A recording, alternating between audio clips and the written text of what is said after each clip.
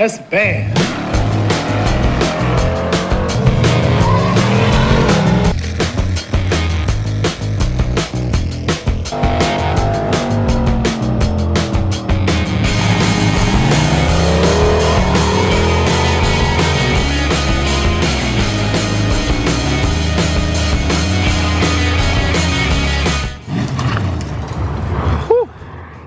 So fuel pumps, what size do you need? What style do you want? That's what we're gonna be talking about today. We're gonna be using the Skylark as an example. So to get real basic with it, to start with, there's really two types of fuel pumps. There's mechanical and there's electrical. A lot of times you'll see mechanical stuff on either old carbureted engines, small block Chevys, Mopars, Fords, things like that, or like higher end race motors. It's kind of funny how they kind of are on each side of the spectrum. And then in between that is where 90% of us are going to live, and that's with electric pumps. And we can break those down even further with two types of electric pumps. There's an in-tank pump like we've got on the Fiero here, where it's literally a stock style fuel tank, and you drop the pump in like a little basket, and it sucks the fuel up and shoots it out of the tank. Or an inline pump, which is exactly what it sounds like.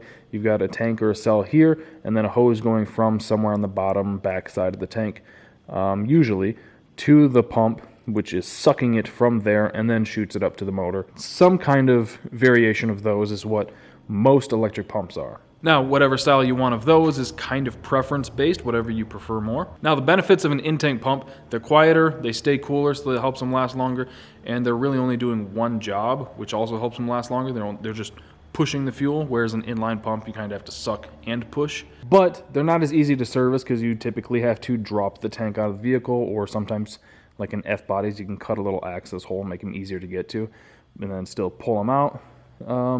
But it's usually just more work involved.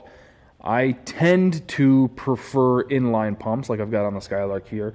Like I'll be running on the 55 and the Chevelle, and like I had on the RX-7. I prefer, usually, inline pumps. They're easier to service. You can just crawl under the car. They're usually right there.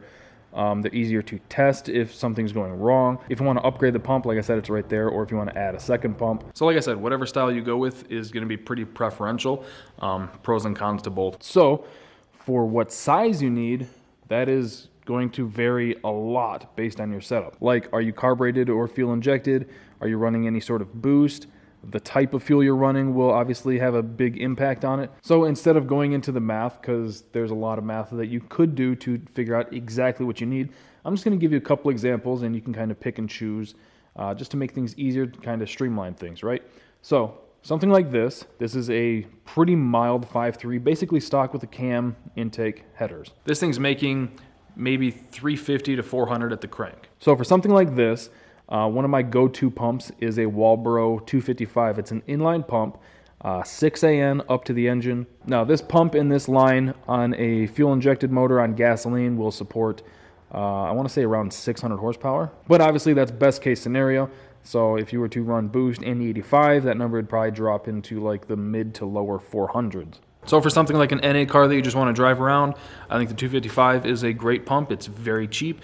It was like $50. Now let's say you have the same setup, but you have a turbo on it, which is literally what the RX-7 was. Now on the RX-7, I started off with a single AEM 380, which on gasoline should have been able to support up to 600 horsepower. Now again, because we were on E85, it started to run out of flow closer to like the 500 horsepower range. Being an inline pump, I just added a second one right next to it and kind of widened the lines in and out, and we were good to go. And based off weight and mile an hour, probably saw close to 670 at the wheels on that thing. But the nice thing about an in-tank pump is you can get a Walbro 450 or a Walbro Hellcat 525, which I think is what I have in this, just because they're so cheap. And another example about that is Goldie Hawn, back when she was supercharged.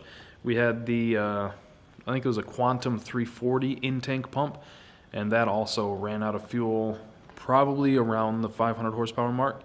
Ended up switching to a Hellcat 525 pump, and I don't think we ever had issues again with that, even after switching it to turbo. We never really leaned on that thing. I don't think that truck ever made more than 15 pounds of boost with when I had it. But I think 700 is a pretty reasonable expectation. So we've kind of loosely covered a good fuel pump for like an NA build, something to kind of cruise around, not really worry about. We've also talked about like a kind of medium, like 500, 600, 700 horsepower range. What if you wanted to make closer to that 1,000 number? Let's go back to the fuel system that we put on the RX-7. Again, I like to keep things cheap and effective. I ran the dual AEM 400s on that thing, and that will support more power than I think I could have ever used in that car. Theoretically, that could have supported, I think, 1,200 horsepower on E85 and boost. There are a number of people who have made over 1,000 at the tire with those two pumps, and they're relatively cheap. I'm pretty sure you can get both pumps for $300. So it's hard to beat that setup. Now, if you want an in-tank setup that'll support that much and you still want to keep things on the cheaper side, you could run 2 or even 3 of like the Walbro 450s or 525s, but then you have to modify the basket to support them all and wire the lines together. Not that any of that's really hard, but you know, it's just something that you have to figure out. So I don't think you really have to worry about over fuel pumping your car, especially with a return style fuel system. So like even if you were running a naturally aspirated car and you knew down the road maybe you wanted to turbo it, if you wanted to run the dual AEMs or like the double or triple 450s, I don't think that's really a big deal.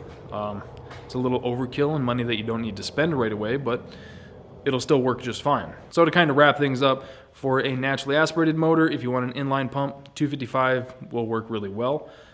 If you want an in-tank pump, might as well just get a 450. They're so cheap and easy to put in, and you'll pretty much never have to worry about it again. And then as you go up from there, you can basically just start stacking pumps. If you got a turbo on E85, you know, the inline like 380, 400s will support like around 550, give or take. And once you start making more than that, just start stacking them.